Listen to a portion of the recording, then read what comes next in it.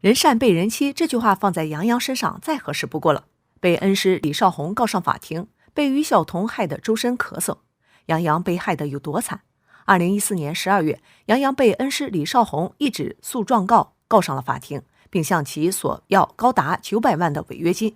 此消息一出，大家议论纷纷，都在猜测到底发生了什么事，以至于让曾经的师徒对簿公堂。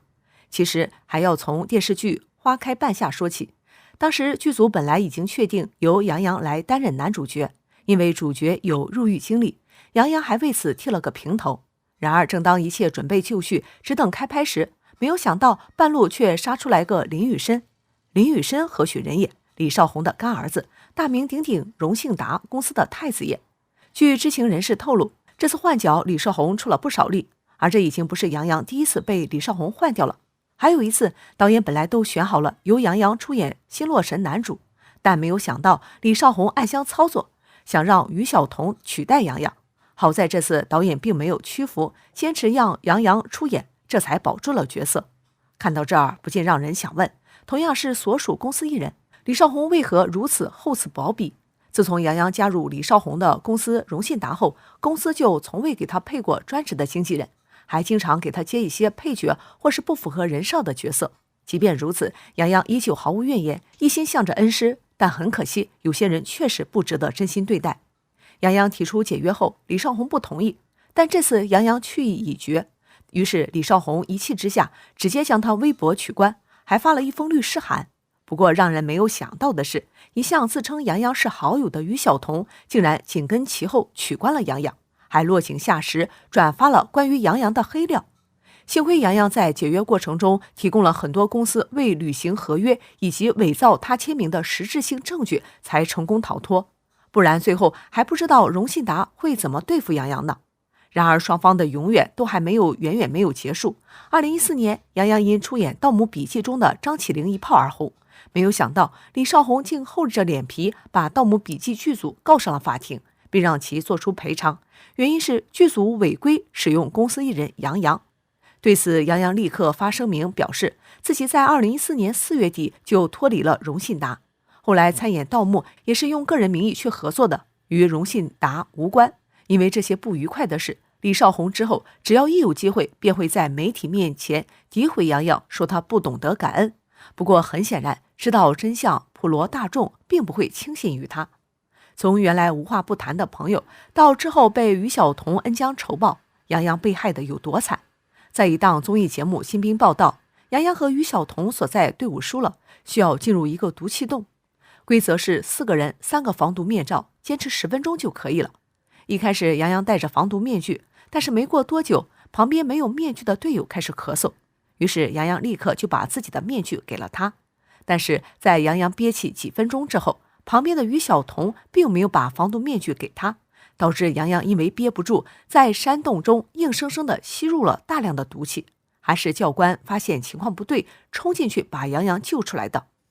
当时走出毒气的杨洋已经无话可说，不停地咳嗽、抽搐、呕吐。最后教官用葡萄水给他清理口鼻后，气色才逐渐的好转，但也是从此落下了个咳疾。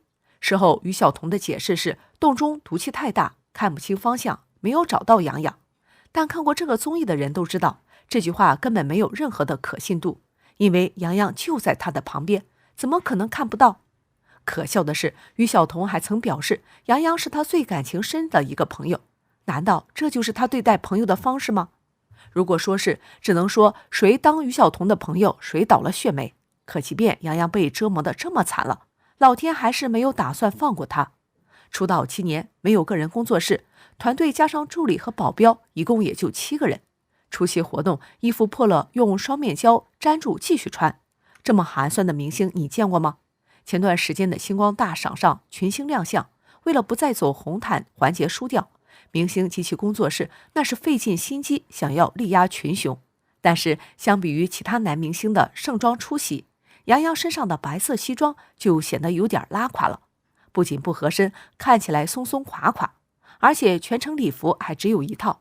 这情况不管是哪家粉丝看都会生气吧。不过最让粉丝生气的还是杨洋工作室发出来的精修图，根本就是应付了事。怪不得能第一时间发出来，估计这照片根本没有下多少功夫吧。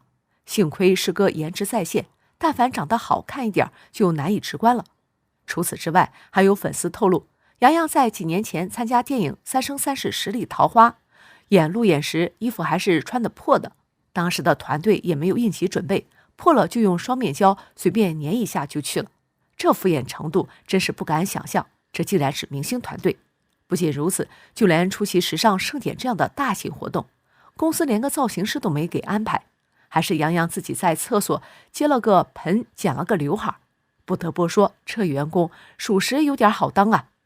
虽然之后工作室声称内部运营团队已经开始分工，之后开展活动也会提前做好应对方案，但粉丝们对此并不买账，纷纷表示在公司做出实质性改变之前，他们会一直控诉。确实，杨洋好事一代顶流，公司7个人怎么也有点说不过去，希望公司能够重视起来吧。对此大家是怎么看呢？你们喜欢杨洋吗？好了，本期的内容到这里就结束了，很感谢屏幕前的你能够看到这里。喜欢本视频的朋友们，欢迎在下方进行点赞、留言、订阅。